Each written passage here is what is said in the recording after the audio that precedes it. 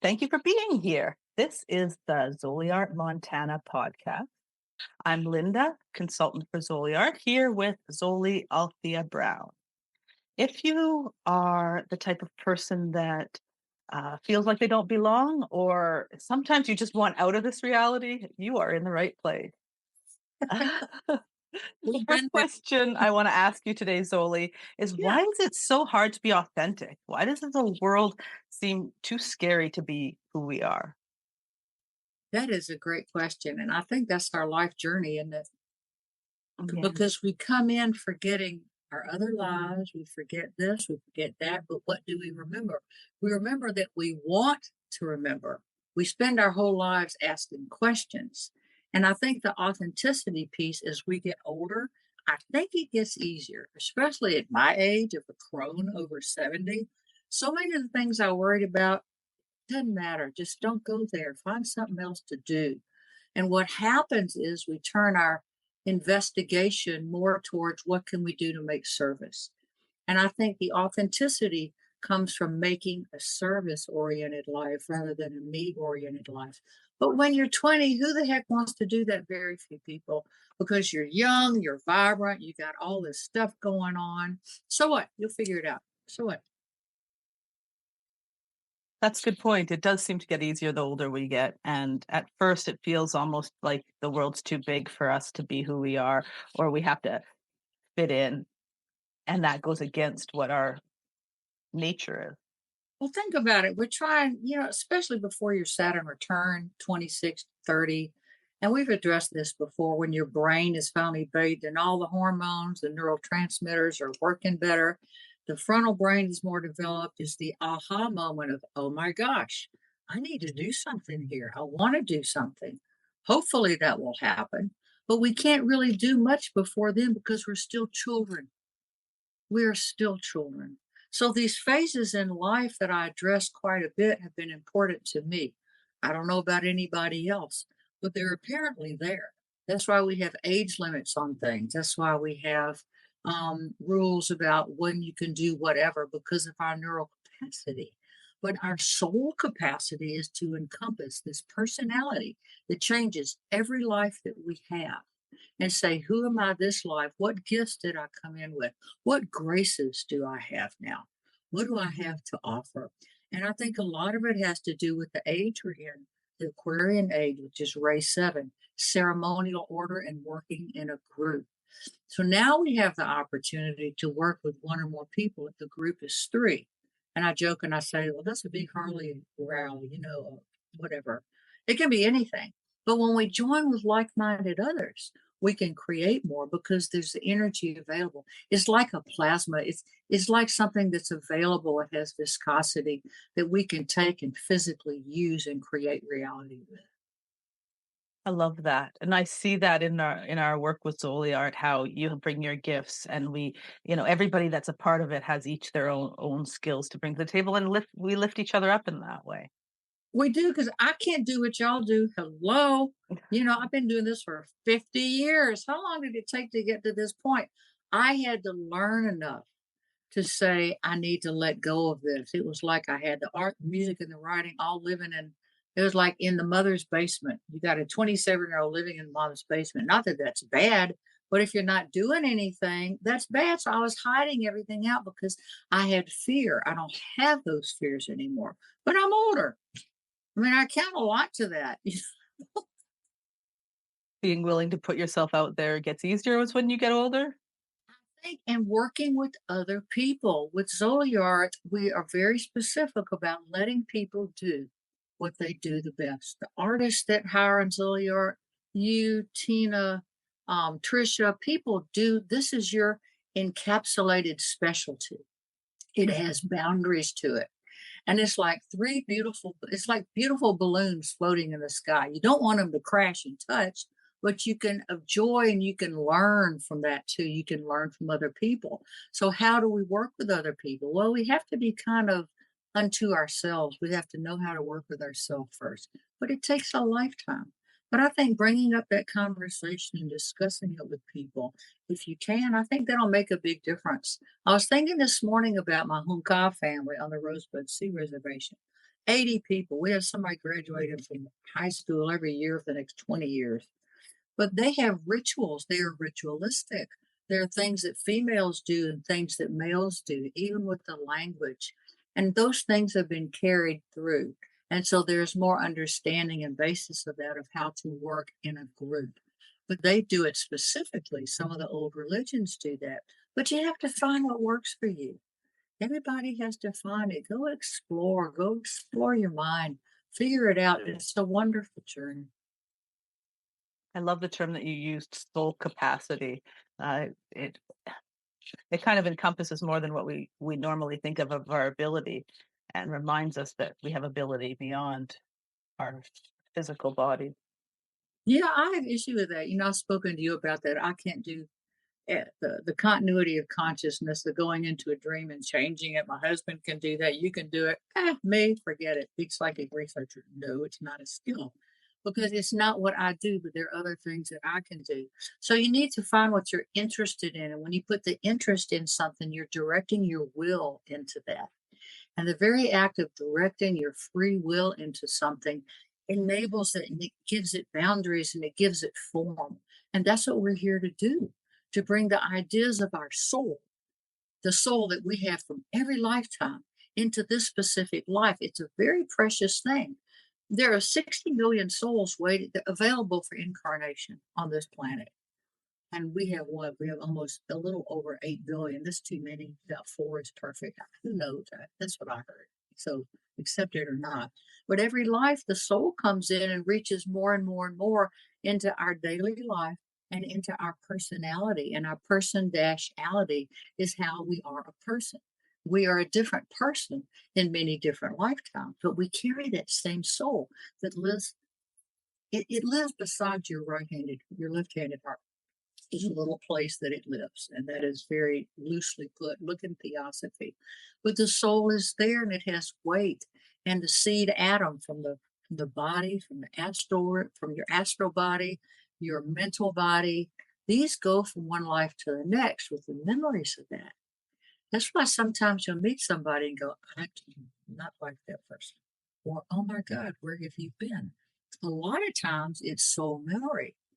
Do we have to fix it? I don't know. I have yet to figure ask somebody who knows. I don't know. But we've all had those experiences, and it's pretty amazing. You and I have agreed that we appear to have what I call a soul contract, that we meet at a certain time and do this work that has benefited us both, that we can present to the world and say, what do you think? This is the Zoli art journey. I want to stimulate you to find your own. Find out who you are. It takes a lifetime. And if you need a guru, a teacher, a cult, whatever you need, so what? Figure it out. You don't want to hurt yourself or be damaging, but I've done that by myself too. It's just life. Hopefully, as you get older, that frontal brain carries more of the memories of, I tried that once. It's not hold my beer, watch this anymore. Been there, done that. That's my husband. Yeah, I really like the idea that we come here to help each other, and that we might not remember at this very moment, but our souls are connected to each other, and we have plans in place before we even get here. We do. We have these options, and that is what the astrology chart is about pretty much. Numerology can indicate that if somebody really knows what they're doing. I don't. I know enough to be dangerous. It's radioactive. I'm radioactive. But with astrology and the wonderful astrologers, they can predict. It's like this is what the weather is you're going to encounter. What are you going to do with it? How are you going to do that? And this is what your soul's journey has been.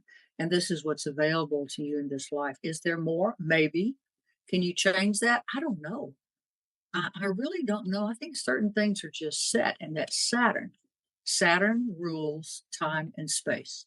And they're the boundaries that allow us to work within a certain realm and get things done.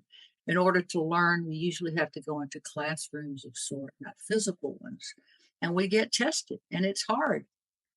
And as I was joking, I think last week, if we're going through a hard test, can you imagine being in fifth grade and going, I don't like this test and I don't want to do it, so I'm not going to do it. And the teacher goes, oh, that's fine. Go out and play. No, that's not Saturn. It might be Jupiter, but it's not Saturn. So we need structure, we need boundaries, we need to have reasonableness. And I believe that there's a reasonableness coming back into this world, especially in the United States. We have reasonableness, we have more kindness, and I think we're changing into a better country. I think we'll see. Let's hope so. A better world too. Yeah. So how do we see the reasonableness when it feels like, we're surrounded by demons or all we're hearing about is the ugly stuff? Well, that sells, doesn't it? True, The true. the icky stuff sells. When I look at my YouTube feed or other feeds, it's my God, this is gonna happen, this is awful, and this is afraid, you're afraid of this. It's like ridiculous. It's like a bunch of 8-year-old girls on the playground. It's stupid, but that sells because we're afraid of our survival. This third chakra, these lower chakras, we're afraid we're not going to survive what's going to happen. And we watch these crime dramas to see if they survive, right? They survive. Well, I made it through that, I'm fine. Or let's see what they did. I don't want to do that. We're just people. We're just people, and we're just trying to get by on a daily basis. And the way to do that is to try. What do you know is true for you? Can you name, say, 3 things that you know absolutely are true about you that will never change? I just thought that up. I don't know if I could do that. What would I say? And your religion, usually your spirituality, your politics, your family, those things appear to be hardwired into us. And I find that very interesting. I read that a while back, of course, on the internet. Of course, it's true, but it made sense to me. And that's what I like people to think about. Does this make sense to you? Is that reasonable? Does it ground you into something, or does it tell you you're wrong? Nothing you do is right, and you're born like this. You can't ever get out of it. That's not true. What truth is we do have limitations, but we have to try. We have to take where we are right now and add to it just a little bit at a time. It's like building something, creating something. We can't do it all at once. It's a journey of a lifetime. Maybe look for a path forward and look for the beauty, look for your purpose rather than looking for demons or searching down the dark alleys. Well, it's true. It's that thing about the demons that we talked about last week. Looking for evil everywhere is like going out in public and looking for a dumpster full of baby diapers and dog poop. Oh my God, I knew it was there. I'm going to follow it everywhere, and I'm going to look for it everywhere I go. Yeah. It's ridiculous. Yeah. Is the demonic real? Yes. Are they all evil? No. Believe it or not, they're not. I won't get into that. It's a total different subject. Do people get overwhelmed by the attachment? Yes, it's a totally different subject. But don't go there in your mind. And if that happens to you, get help from a licensed, and I mean a licensed psychological counselor, not somebody that says they can do it because they read all the same books. Clergy that you know and trust, your family. Go to higher power in a certain way. In the recovery movement, and I have 38 years working with this, it doesn't mean I'm right. It means I'm still trying to figure it out. In the recovery movement, we say that it's higher power. What is your higher power? What do you believe in that's more than you? And when you say look for it and try, I think that's the first thing to look for and to try. What do you believe is greater than you? That's one of the things I would say that I know. I believe in God. I believe in the higher power. It's certainly bigger and better than me. I can guarantee that one. Much more positive outcome when you're searching for those things because you end up finding what you're looking for usually, right? You do, and you're going to change the energy of your body. You're going to make your body more alkaline and less acidic. If we're sending awful acid thoughts into our body and mind and spirit, can it make you sick? They say it can. I think so. The Surgeon General of the United States just came out with a 22-page white paper that says, guess what? I want to put warning signs on alcohol bottles because there's no safe amount. That's the old French study. When I was growing up, everybody smoked. Everybody, oh, you're upset. You need a cigarette. You walk into a restaurant. Well, this is a no smoking section. Right. It still stunk. Here's the airplane. Well, no smoking section's the back next to the bathroom. It's a totally different world. And now people aren't doing that as much anymore. So we grow and change and evolve. And I don't specifically believe in ordering another drug to be put in the body to fix the effects of the one that we just took. You're not going to go there with me. I'm totally prejudiced, totally judgmental on that. So we won't discuss that. But what I do believe in is looking for the higher power that is wholesome and fresh and clean. And you have that inside of yourself. It doesn't mean that your house can't be messy. You got a 4-year old, your house is going to be messy and the place it will smell. That's not the cleanliness I'm talking about. I'm talking about the desires and what you want to create, what your mind, body, and spirit want to live in inside of yourself. Just try it. See what happens. I love that example of the smoking, and it shows how things get better over time when you focus on getting better. I was telling my kids that people used to smoke everywhere, in buildings and everywhere. And one of my sons said, but not in hospitals, right? I said, no, they smoked in hospitals too. The doctor would be smoking while they're checking you out. And they just thought, how strange. What a It, strange world that would be. it was very different back in the 1950s in Birmingham, Alabama. In my mother's, in her, I call it the verboten room, the living room. We really didn't go into that much. There are these little silver like buckets, and they were filled with cigarettes. Then you had the little silver lighter next to it that was kind of heavy. And I've still got those things. It's like, who the heck would even do that these days? And I had smoked in my life. The last time I tried to smoke was 30 years, well, probably not 30 years ago. It was 2020. It was probably 2008. I was stressed and I thought, oh, I'm going to start smoking again. I did it for one day, tried to quit. It took me a year, because I had attached my willpower to that. And it's a very heavy drug. But everybody did it back in the 50s and 60s. Oh, you're upset. Your doctor prescribed. Well, which cigarettes do you want? Well, I like the French gitans that are about this big with no filter on it. Things change. And it's good that old people like me are around to talk to your sons, and they wouldn't believe it Right. that we did and how they were. That was the same era where I'd go downtown. I had to wear white gloves and a girdle and stockings. Oh, I was 14 years old. Oh, it's evil. It was, awful. that was the old South. That was the icky part of the old South. There's plenty of beauty there. Right. Especially food. The food was great. So nourishing and inviting. Fat. It's all Yeah. fat. And that's what's so wonderful.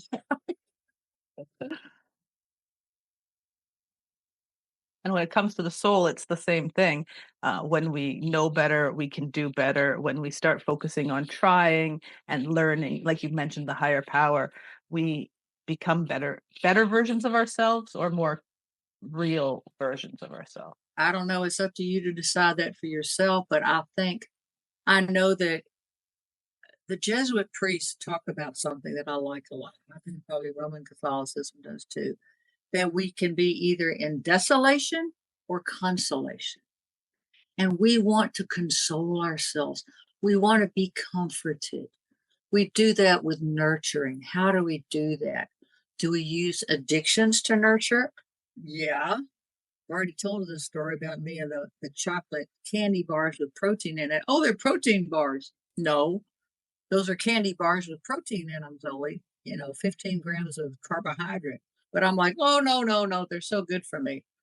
So we're all addicted to something. I don't care if it's yoga or yogurt. But that's where we are right now, because we're trying to figure this whole thing out. And we will get there. That's what's exciting about it. And you get there by just what you're saying. Look for higher power, believe in something better than yourself and bigger than yourself, and look for people to nurture that in you. That's huge. Who do you have in your life to help you and nurture you to do that? That's important, because we come from a world where independence and individualism is so highly prized, but we really do need to come together and not be afraid to trust each other and collaborate. We're getting better. I think the kids, kids your age and younger, there's a lot better at it. But we're just coming out of the Piscean age. It started going out in 1625. New Age started coming in 1675. And it just kind of lately got solidified, maybe about 5, 10 years ago. We're in it now.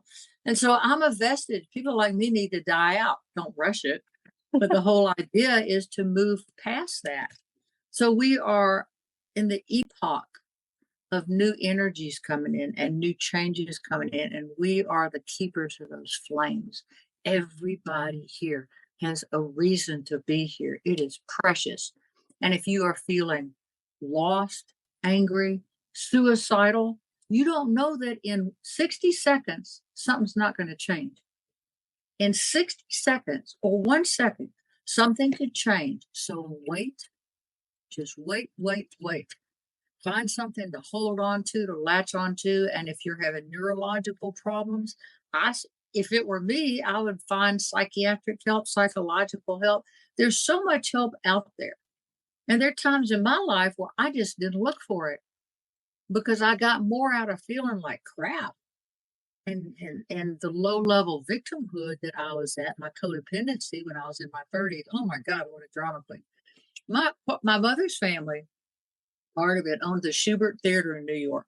That's where Sarah Bernhardt, the old actress, where she acted. So when I was a kid, my parents called me Sarah Heartburn because I was such a dramatic 15-year-old drag queen type person. I was an idiot. But I had to grow out of that. I had to find ways to express my intense creativity. I didn't have it yet.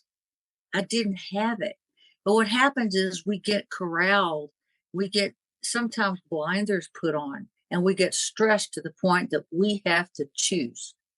And a lot of times when we choose, we are really setting ourselves on a much more direct path that is kinder for us and it really can express more of our soul purpose. That sounds beautiful. And it's definitely a better alternative than being stuck in despair. It feels easy to stay that down low, especially if you find people that are, misery loves company. So you can find people that will encourage you to stay in the victim mentality. It gets us a lot of attention. I mean, I've experienced that. You get together with a bunch of people, and all they're doing is complaining about things without a solution. Fine, I'll complain, but I want to look for a solution. What am I going to do to change that? And if people are dragging you down, if you can get away with it, move, get out of that situation. If it's a work situation, it may be a karmic situation where you're going to have to learn to detach really quickly. I've been in both. It's life. We're just people. We just don't know any better. And I don't know if that's ever going to change. I think we'll get better at maneuvering this and working together. And as you said earlier, asking for help, asking for the guidance, and joining together more with like minded others. These young kids, they're good at it. Yeah. They're much better at it. I look to them. When I hear somebody say, "Oh, kids are dumb," they don't do anything right. I say, "Oh, yeah, I've heard that statement." You know who said that? Plato. Kids these days. It did. It never changes because we old folks think we know better. And it can be very threatening to walk into a doctor's office and it looks like he's 12. So we have to learn and grow in different ways. We have to let go and let God. And I think the younger generation, we have to look to them with technology, the miracles that AI is going to create. Oh my gosh, in medicine and the arts and technology and education, we are moving so fast that we have to be sure that we reconnect with each other. All the thing about on the phone all the time, this and that, that'll change. It's just a phase. It hasn't been going on that long. True. If in 100 years and look back and I go, well, this happened for 20 years. That's nothing. But for us, it's like, oh my God, it's still happening. It's been 10 years and it'll never change. It's ridiculous. We know better. If we look back and go, well, let's see, this happened in 1440, then in 1530 it changed. It's not that long. It's a lifetime. Right. Me too. I don't know. Depends on how it got eaten by a whale or run over by a horse cart. I don't know. But we're very stuck in where we are right now. Our presence, our life is our school and it's our education. Where we are right now in the present, that's where we need to be. And we can change that a lot, but a lot of it is the mental hardware we have to change. When back in the 80s, was it the 80s? Late 80s, early 90s, the recovery movement was huge. That was the era. I used to go to double headers. I'd go to one at 3, then another one at 6. And I loved those meetings. They were packed with people in Olympia, Washington. Codependency Anonymous, AA. I didn't go to the NA meetings because my addiction was binge drinking and for 2 years and codependency all my life. So the Coda meetings is what I went to. But it was big then and it was fresh. John Bradshaw was the daddy of the recovery movement. He said, look, if you are in a dysfunctional situation, which most of us are, if you change and you get better, what will happen is the people in that situation will do one or two things. They'll get jealous and change, lift themselves up, or they'll get worse. Because it's like a mobile. You hit one side of that mobile and all of them move. And I've never forgot he said that. I never forgot that. And I have found that to be true in my life. But we expect it to be easy. We expect it not to hurt. We expect change not to happen. And every great religion of the world teaches there's nothing permanent. Either you'll die or everybody will. And we have to learn this detachment. That is what recovery teaches. The world teacher Maitreya says the greatest drug is detachment. And when I do that in my life goes very well. When I do that, when I don't attach that I have to have this feeling or I have to have that, or oh my God, I want another one of these or less of that. That is our addiction. That is our emotional body. That's your third chakra. And that says, I'm so attached to the physical world that I forgot that's up there, that Holy Spirit is moving through me all the time. And I'm going, nope, not today. You're right. Detachment is a feeling that it's almost like bliss. I don't know how else to put it when you really get there. But getting to that stage is a whole other battle. Getting to that stage is the trying, and that is what spiritualizes matter. You spoke the other day about that you had an experience with it. And spiritualizing matter, this matter is solid, and all the electrons, atoms, whatever, they're very dense. It's very dense. It's not sound. It's not color, really. It's density. You can touch it and feel it. We're here to use the physical senses to deal with that. But when you detach, you get out of that. You go into your inner senses. You go into your divine feminine. Men and women do this. You go into your intuition and your feeling nature and your ability to flow. And it is a bliss. It's a blissful situation. So why don't we stay in it? Next thing that happens is going to happen. We're here to spiritualize that matter. And we're too physical. Like I was detached and then I got too cold, or I was detached and then my kids wanted to be fed, and the next crisis happened. But it's the real world and it's our daily life. I joke a lot that, I'm a Montana housewife. I don't know any more than you. I'm no different than anybody else. I'm autistic. So I put out this bizarre amount of book. Who writes 8 books a year? Who turns out 50 art pieces? I get very focused, but there are things that I cannot do because of autism. But that is one thing that has made me like that, to be able to do. And finally, I have an outlet for that. I may be batshit crazy. I don't know. Aren't we all? And there are levels of that. There are names for that, There are names for it. But I think the idea of living your daily life to find some kind of simplicity is what we want. This world is deep, dark, evil, and batshit crazy.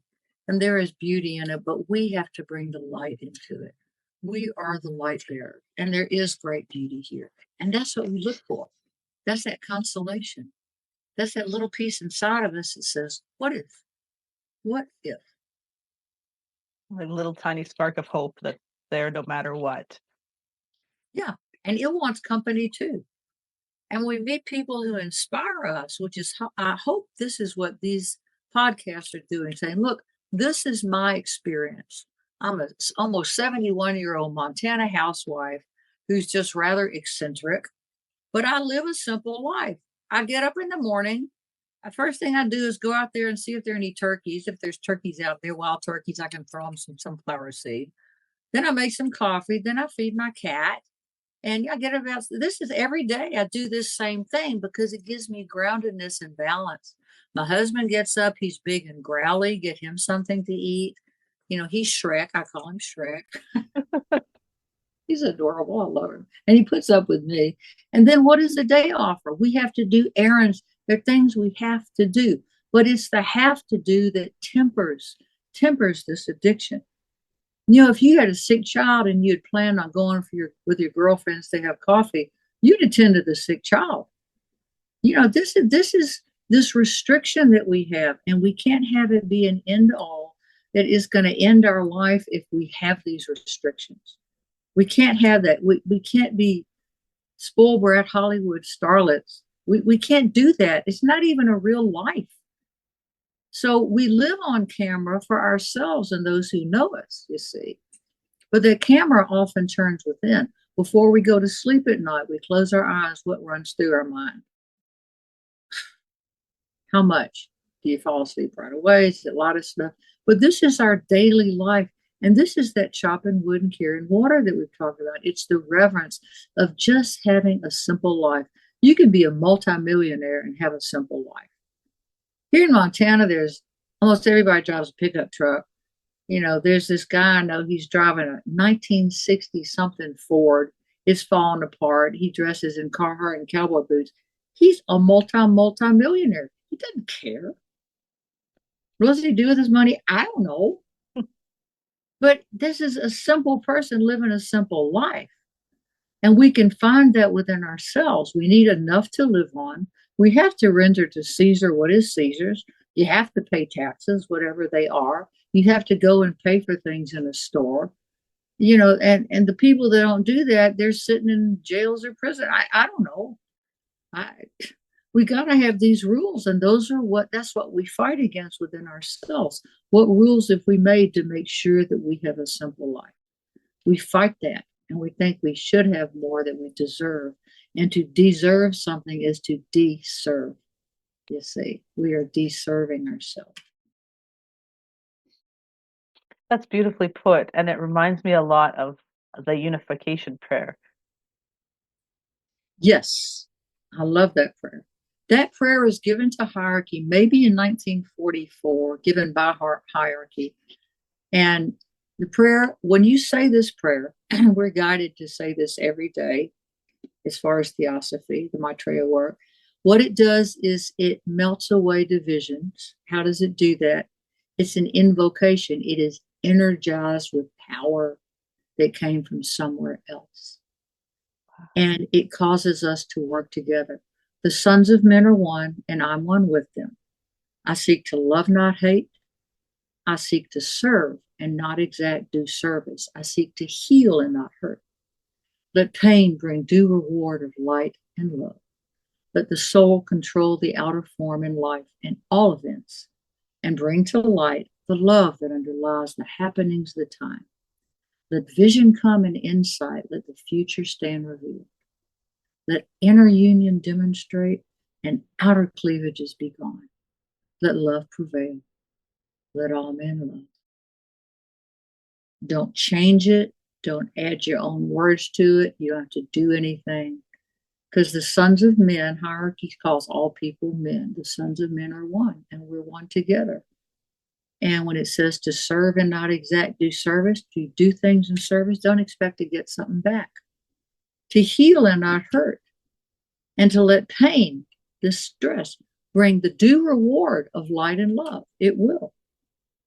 And the soul to control the outer form, all this, and life, and all of it. And bring to light the love that underlies the happening of the time. And to let vision come and insight. Let the future stand revealed. Wow. Wow. Let inner union demonstrate and outer cleavages be gone. And it's called Let Love Prevail. There will be a time in the future when that is said more as an invocation, with the great invocation, which we won't go into now, the New Age prayer.